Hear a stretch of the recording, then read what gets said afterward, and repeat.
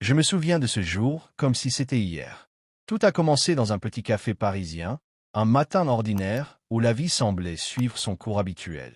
J'étais assis à une table du fond, observant les gens entrer et sortir, quand soudain, un incident a attiré mon attention.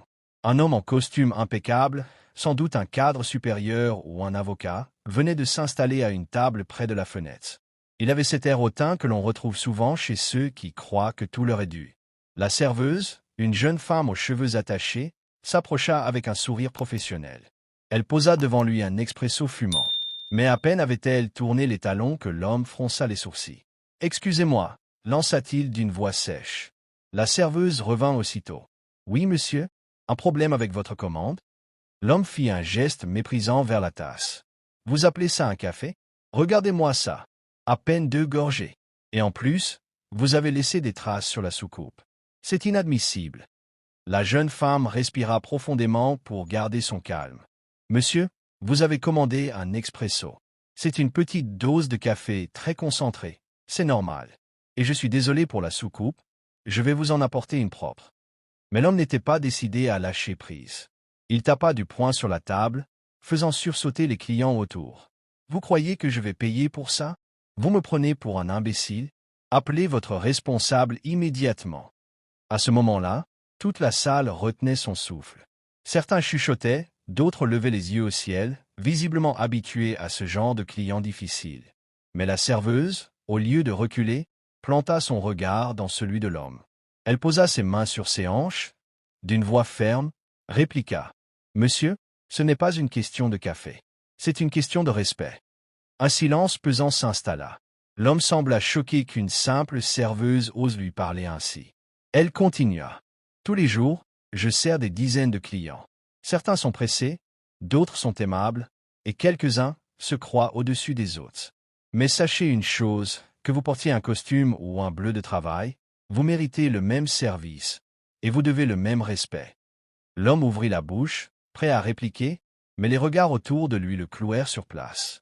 Des clients commençaient à murmurer des mots d'encouragement à la serveuse. L'un d'eux lâcha même. « Elle a raison. » Rougissant de colère et de honte, l'homme sortit son portefeuille et jeta un billet sur la table. Mais au moment où il allait partir, la serveuse ajouta calmement. « Monsieur, le respect, ça ne s'achète pas. Il se donne. » Ces mots résonnèrent dans tout le café. L'homme resta figé quelques secondes, puis baissa les yeux et quitta l'établissement sans un mot. Je croyais que l'histoire s'arrêtait là. Mais non. Quelques semaines plus tard, le destin décida de réunir à nouveau ces deux personnes. Cette fois, dans un cadre totalement différent. Un soir pluvieux, alors que la serveuse terminait son service, elle aperçut une voiture de luxe garée devant le café, les warnings allumés. En s'approchant, elle reconnut ce même homme en costume, assis derrière le volant, la tête entre les mains. Son visage était méconnaissable, plus de fierté, plus d'arrogance, seulement de la détresse. Elle hésita, puis frappa doucement à la vitre. « Tout va bien ?» demanda-t-elle. Il leva les yeux vers elle, surpris. Et dans un souffle brisé, il répondit. « J'ai tout perdu. Mon emploi, ma femme, ma maison. Tout ça en quelques semaines. J'étais tellement aveuglé par mon orgueil que je n'ai rien vu venir. » Elle resta silencieuse un instant, puis ouvrit la portière et s'assit à côté de lui. « Vous savez, la vie a parfois ses manières étranges de nous donner des leçons. Ce café que vous aviez méprisé ce jour-là, il représentait votre propre vie. Court, intense, parfois amer, mais précieux. » L'homme baissa la tête, incapable de retenir ses larmes. Ce soir-là, dans cette voiture, il trouva une oreille attentive et une main tendue. Cette même serveuse qu'il avait humiliée devant tout un café lui offrait désormais ce qu'il n'avait jamais su donner, de l'humanité. Et c'est ainsi qu'une simple tasse de café devint le point de départ d'une profonde transformation. L'homme apprit à se reconstruire, à retrouver de la gratitude, et surtout, à ne plus jamais juger les autres sur leur apparence ou leur statut. Car parfois, les plus grandes leçons de vie se cachent derrière les plus petites choses, même derrière un café renversé. C'était un matin comme les autres dans un vieux café parisien. Les murs étaient décorés de photos jaunies d'artistes d'un autre temps, les lumières tamisées donnaient une atmosphère chaleureuse, et le parfum du café fraîchement moulu se mêlait au bruit des conversations. Parmi les clients ce matin-là, il y avait un homme en costume bleu marine, chemise impeccable, montre brillante au poignet. Tout, chez lui, respirait la réussite. Il s'appelait Marc Delattre, un avocat reconnu, habitué aux salles d'audience et aux dîners mondains. Mais derrière son apparence parfaite, Marc cachait une faiblesse, son arrogance. Il s'installa à une table près de la fenêtre. Une jeune serveuse s'approcha avec un sourire professionnel. Elle s'appelait Clara, et elle travaillait là depuis 2 ans. Fille d'un chauffeur de taxi et d'une couturière, elle n'avait jamais eu une vie facile. Mais ce qui la caractérisait, c'était sa dignité et son courage. « Bonjour monsieur, un café ?» demanda-t-elle gentiment. « Un expresso ?» répondit-il sans lever les yeux de son téléphone. Quelques minutes plus tard, Clara posa devant lui une petite tasse fumante. Mais à peine avait-elle tourné les talons que la voix de Marc claqua comme un coup de fouet. « Hé, vous !» Clara revint aussitôt. « Oui, monsieur. C'est ça votre café ?» Une gorgée dans une minuscule tasse. Et en plus, regardez-moi cette soucoupe, tout tachée. Vous vous moquez de moi? Elle inspira profondément. « Monsieur, c'est un expresso. C'est une petite dose de café très concentrée. Quant à la soucoupe, je m'excuse, je vais la changer. » Mais Marc n'entendait rien. « Non, mais vous savez qui je suis? Vous croyez que j'ai le temps de me faire servir comme ça? J'ai des rendez-vous bien plus importants que ce café miteux. Appelez votre responsable immédiatement. » À ce moment-là, tout le café se tut. Les clients observaient la scène, certains indignés, d'autres curieux. Clara, au lieu de baisser la tête, planta son regard dans celui de Marc. « Monsieur, ce n'est pas une question de café. C'est une question de respect. » Marc écarquilla les yeux. « Pardon? Oui, tous les jours, je sers des dizaines de clients. La plupart disent merci, certains sont pressés, et d'autres pensent que tout leur est dû. Mais sachez que peu importe votre costume ou votre statut, vous méritez le même service que n'importe qui. Et vous nous devez le même respect. » Un murmure parcourut la salle.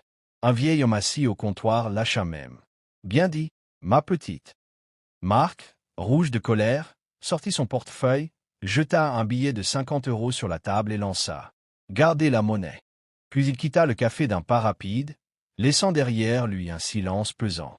Clara, tremblante, ramassa le billet et murmura. « Le respect, monsieur, ça ne s'achète pas. » Le destin avait décidé que ce n'était pas la fin de leur histoire. Un soir de pluie, alors que Clara fermait le café, elle remarqua une voiture de luxe garée juste devant, warnings allumés. Intriguée, elle s'approcha. À travers la vitre embuée, elle reconnut ce visage. Marc Delattre, l'homme en costume, mais méconnaissable. Sa cravate était défaite, ses yeux rougis, son expression brisée. Elle hésita, puis frappa doucement à la vitre. « Tout va bien. » Il leva les yeux, surpris. « Vous » souffla-t-il. « Oui, moi. La serveuse que vous avez humiliée pour un café, » dit-elle avec un petit sourire. Il détourna le regard, honteux. « J'ai tout perdu, » murmura-t-il. « Mon emploi, ma femme, ma maison. Tout s'est effondré. » Clara resta silencieuse quelques secondes. Puis elle ouvrit la portière et s'assit à côté de lui. « Vous savez, la vie est étrange. Elle a ses manières à elle de nous donner des leçons. Ce café que vous aviez méprisé, il représentait votre vie. Court, intense, parfois amer, mais précieux. » Marc se mit à pleurer. De vraies larmes, pas de colère cette fois, mais de douleur. Clara posa une main sur son bras. « Vous avez peut-être tout perdu, mais vous n'avez pas perdu la chance de devenir quelqu'un de meilleur. » La renaissance. Les semaines qui suivirent, Clara et Marc commencèrent à se revoir. Pas comme cliente et serveur, pas comme victime et bourreau, mais comme 2 êtres humains. Clara lui trouva un petit boulot dans le café, d'abord à la plonge, puis au service. Les clients n'en croyaient pas leurs yeux. L'avocat arrogant d'autrefois servait désormais des cafés avec humilité. Et petit à petit, il changea. Il apprit à sourire, à dire « merci », à écouter. Un jour, alors qu'il servait un client exigeant, Marc faillit perdre patience. Mais Clara lui rappela doucement. « Tu te souviens, ce n'est jamais une question de café, toujours une question de respect. » Marc hocha la tête. Il comprenait enfin. 1 an plus tard, le café accueillait une fête. Clara venait d'être promue gérante par le propriétaire, qui partait à la retraite. Marc, de son côté, avait retrouvé un poste d'avocat, mais il n'était plus le même homme. Ce soir-là, devant tous les clients, il leva un verre et déclara. « Tout a commencé ici, à cause d'un simple café. J'ai appris que la vraie grandeur ne se mesure pas au costume que l'on porte, ni à l'argent que l'on dépense, mais à la manière dont on traite les autres. Et pour cela, je dois remercier Clara. La salle applaudit. Clara, émue, sourit, car elle savait que ce jour-là, dans ce petit café parisien, une leçon avait été gravée pour toujours.